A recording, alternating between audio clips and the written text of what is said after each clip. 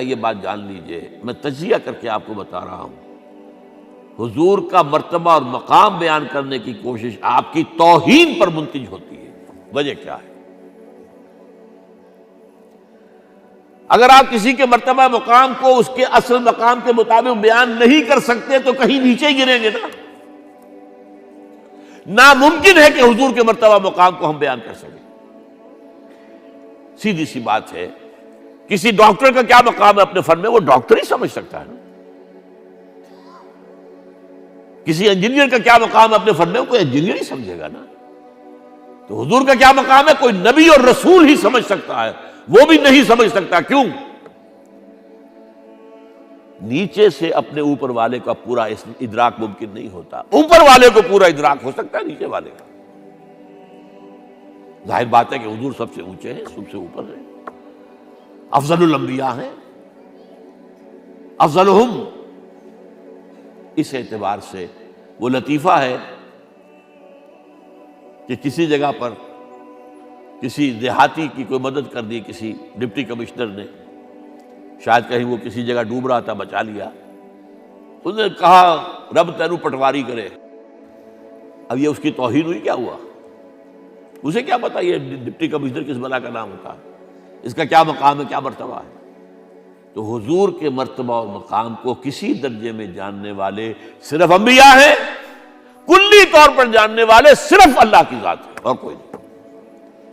آپ بیان کریں گے تو کہیں نہ کہیں نیچے رہ جائیں گے۔ آپ کو کیا پتا، یہ جو آپ فرماتے ہیں کہ میں اپنے رب کے پاس رات گزارتا ہوں، ابھی تو عند ربی وہ یطعمنی و یسقین، وہ مجھے کھلاتا ہے پلاتا ہے، میں اور آپ سمجھ سکتے ہیں کچھ؟ شب معراج میں جو مشاہدات ہوئے ہم سمجھ سکتے ہیں؟ لقد رأى من آیات ربہ الکبریٰ، بس ختم۔ اذ یغشی السدرۃ ما یغشی، جبکہ اس بیری کے درخت کو ڈھانپے ہوئے تھا جو ڈھانپے ہوئے تھا، تم نہیں جان سکتے کیا ڈھانپے ہوئے تھا۔ کیا بیان کریں گے آپ کہ حضور کا مشاہدہ کیا تھا؟ اگر ہمارے لیے کسی درجے میں بھی اس کا ادراک اور فہم ممکن ہوتا تو وہ اللہ بیان کرتا۔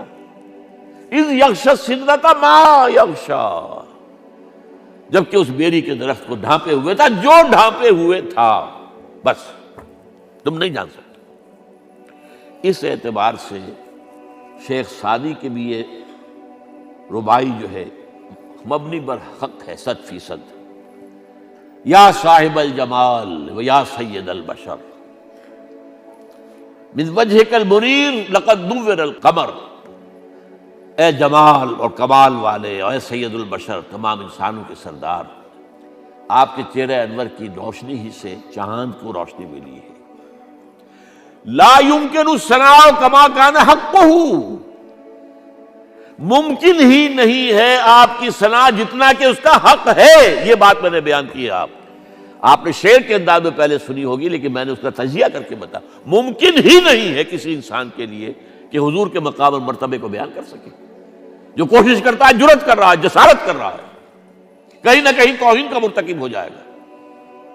ہاں، بحیثیت بشر ہم پہچان سکتے ہیں حضور باپ کیسے تھے، حضور شوہر کیسے تھے،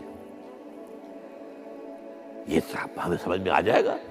حضور حاکم کیسے تھے، حضور منصف کیسے تھے، حضور سپہ سالار کیسے تھے۔ تمام جو بھی حیثیتیں ہو سکتی ہیں دنیا میں انسان کی، وہ تمام حیثیتیں جمع ہیں حضور کی ذات کے اندر۔